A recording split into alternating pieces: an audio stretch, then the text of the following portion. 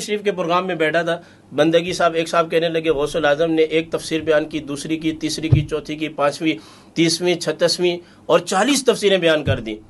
وہ میرا اپنا تھا، میں مجلس میں بیٹھا تھا، میں نے کہا مفتی صاحب ان میں سے ایک تفسیر ہم کو تو بتاؤ، بات تو تب بنے گی نا۔ بسم اللہ الرحمن الرحیم، الصلاۃ والسلام علیک یا سیدی یا رسول اللہ وعلی آلک واصحابک یا سیدی یا رحمت للعالمین سیدی یا خاتم النبیین۔ معزز سامعین کرام، آج اس ویڈیو میں ہم بیان کریں گے کہ حضور سیدی سندی مرشدی سرکار غوث اعظم شیخ محی الدین رحمۃ اللہ تعالیٰ علیہ آپ کا علمی مقام کیا تھا، اور اس کے ذریعے سے ہم بیان کریں گے کہ آج کل جو وہ ایک نام نہاد مفتی عبد القادر، اس نے جو آپ کے ایک واقعہ کے بارے میں فرضی سوال اٹھائے ہیں، تو اس کا بھی اس واقعے کے ذریعے، مستند واقعے کے ذریعے مکمل رد ہو جائے گا۔ تو کتاب کا نام ہے بہجت الاسرار۔ یہ کتاب ہے اور یہ امام سیدنا ابو الحسن شتنوفی رحمۃ اللہ علیہ جو متوفی ہیں 703 ہجری، ان کی یہ کتاب ہے، اور سیدی سرکار غوث اعظم رحمۃ اللہ تعالی علیہ آپ کے جو حالات، واقعات اور آپ کی جو سیرت مبارک ہے، اس پر سب سے پرانی کتاب جو ہے، قدیم کتاب، یہی کتاب ہے بہجت الاسرار۔ تو اس میں انہوں نے صفحہ نمبر 334 پر یہ واقعہ نقل فرمایا ہے، اور شیخ کا یہ طریقہ کار ہے کہ ہر واقعے کو وہ سند کے ساتھ بیان کرتے ہیں کہ مجھے یہ واقعہ کس نے روایت کیا، اس کو کس نے روایت کیا۔ بالکل یہی انداز ہے جیسے احادیث کی جو کتب مبارکہ ہیں، جو سند کے ساتھ روایت کی گئی ہیں، بالکل ان کا یہی طریقہ ہے۔ تو یہی طریقہ ان کی کتاب کو مزید مستند بناتا ہے، اور یہ کتاب جو ہے وہ سرکار سیدی غوث اعظم کے وصال مبارک کے 100 سال بعد لکھی گئی ہے، اور اس میں ایسے اصحاب اور اشخاص سے روایت کیا گیا ہے جن کی ملاقات ان احباب سے ہے جو سیدی سرکار غوث اعظم کی بارگاہ میں حاضر ہوئے ہیں، بالکل قریب زمانہ ہے۔ تو یہ فرماتے ہیں کہ خبر دی ہم کو فقی ابو الحسن محمد بن ابو الفتح داؤد بن احمد کرسی ازدی نے خبر دی ہم کو شیخ اصیل محی الدین ابو محمد یوسف بن امام ابو الفرج عبد الرحمن بن علی بن الجوزی نے، انہوں نے کہا کہ مجھ کو حافظ ابو العباس احمد بن احمد البغدادی نے کہا کہ میں اور تیرا والد ایک دن سرکار غوث اعظم شیخ محی الدین عبد القادر رحمۃ اللہ علیہ کی مجلس میں حاضر ہوئے، تو قاری صاحب نے ایک آیت مبارکہ تلاوت فرمائی،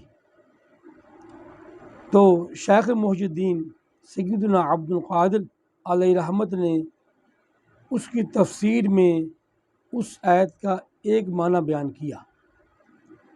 میں نے تمہارے والد ابن جوزی سے کہا کہ تم اس معنی کو جانتے ہو؟ اس نے کہا ہاں۔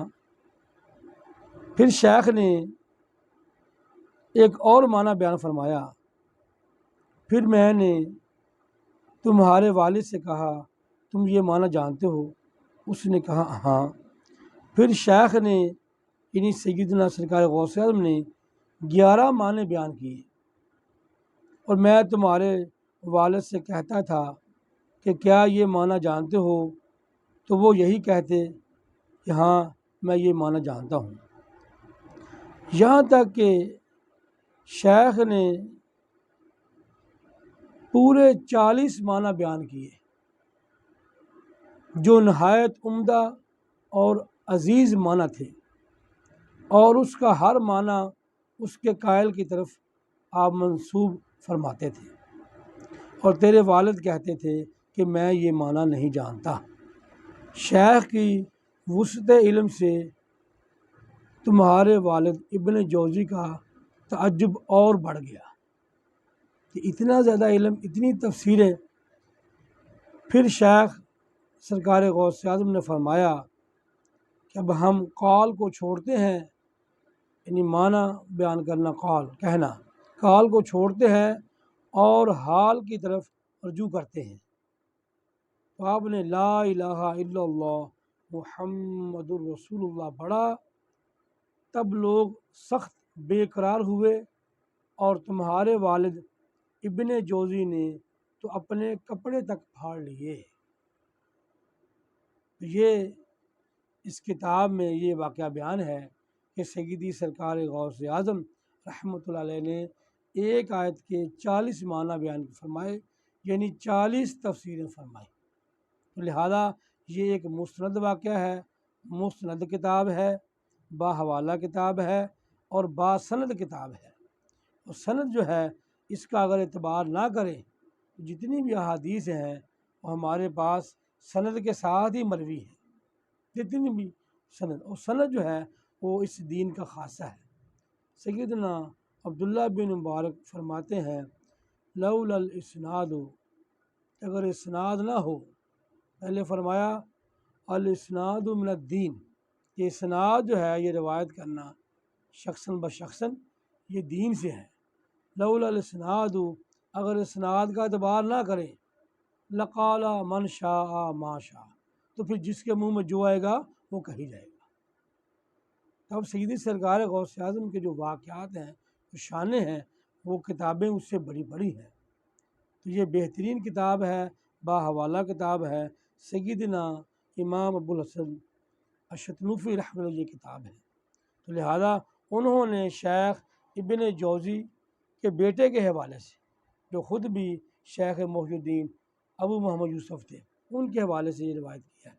اور یہ کوئی ایسی بات نہیں ہے جو عقل میں نہیں آئے، یہ ان کے لیے سمجھنا مشکل ہے جو عقل کے اندھے ہیں، جن کا علم کم ہے، کہ سرکار غوث اعظم اپنے وقت کے سب سے بڑے عالم تھے، اجال عالم تھے، مفتی تھے، شیخ القرآن تھے، شیخ الحدیث تھے، ساری زندگی آپ نے پڑھا ہے اور پڑھایا ہے۔ تو یہ آپ کی شان ہے، جس طرح روحانیت میں، طریقت میں آپ کی شانیں مشہور ہیں، اسی طرح آپ علمی میدان میں بھی بہت زیادہ ایک پایہ رکھتے تھے اور مجتہد کے درجے میں تھے، مجتہد درجے میں تھے۔ تو آپ نے قرآن پاک کی جو ہے 40 تفسیریں بیان فرمائیں، اور یہ ہو سکتا ہے یہ کوئی ایسی بات نہیں ہے جو سمجھ میں نہ آئے۔ اس کو سمجھنے کے لیے، آسان کرنے کے لیے سیدنا حضرت شیر خدا امام المسلمین امیر المومنین حضرت خلیفہ چہارم سیدنا علی المرتضیٰ شیر خدا کرم اللہ وجہ کریم نے فرمایا، اگر میں سورہ فاتحہ کی تفسیر کروں تو 70 اونٹوں کا بوجھ باندھ جائے، صرف سورہ فاتحہ کی تفسیر۔ اگر سورہ فاتحہ کی تفسیر کریں تو دیکھنا ہوتا ہے کہ جو بات کہنے والی شخصیت ہے وہ کون ہے۔ حضرت علی المرتضیٰ ہیں، جن کے بارے حضور نے فرمایا کہ میں علم کا شہر ہوں، علی اس کا دروازہ ہے۔ تو اسی طرح دیکھنا یہ ہے کہ 40 تفسیریں فرمانے والی شخصیت کون سی ہے، وہ سرکار غوث اعظم کی شخصیت ہے۔ آج کل کے نام نہاد مفتی جو ہیں 2-4 لفظ پڑھ لیتے ہیں تو پھر وہ سیدی سرکار غوث اعظم پہ اعتراض کرتے ہیں، تو آپ پہ تو کسی نے اعتراض کیا ہی نہیں۔ یہ باحوالہ مستند کتاب سے یہ پورا واقعہ بیان کیا گیا ہے۔ اس طرح اس کتاب میں سینکڑوں آپ کی کرامتیں بیان فرمائی گئی ہیں۔ لہذا ہم تو ماننے والے ہیں، ہم اس پوری کتاب کو ماننے والے ہیں اور ہر آپ کی کرامت ماننے والے ہیں۔ اگر اس کی سمجھ میں نہیں بھی آ رہا تو بطور کرامت بھی، جس طرح دنیاوی معاملات میں کرامت کا ظہور ہو سکتا ہے، تو علمی معاملات میں بھی وہ قرآن پاک کی تو وسعت کی انتہا ہے ہی نہیں۔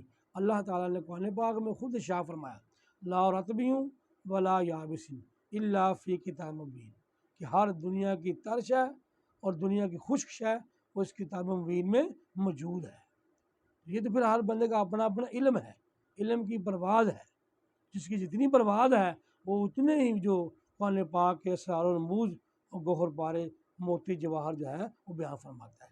اور سرکار غوث پاک کی علمی وسعتیں وہ ان کی شان ہے، لہذا اللہ تعالیٰ ہمیں اولیاء کرام کی شان ماننے اور جو ہے ان کو تسلیم کرنے کی توفیق عطا فرمائے، اور خواہ امت کو فتنے سے دوچار کرنے سے محفوظ فرمائے، آمین۔ وما علیہ الا البلاغ المبین۔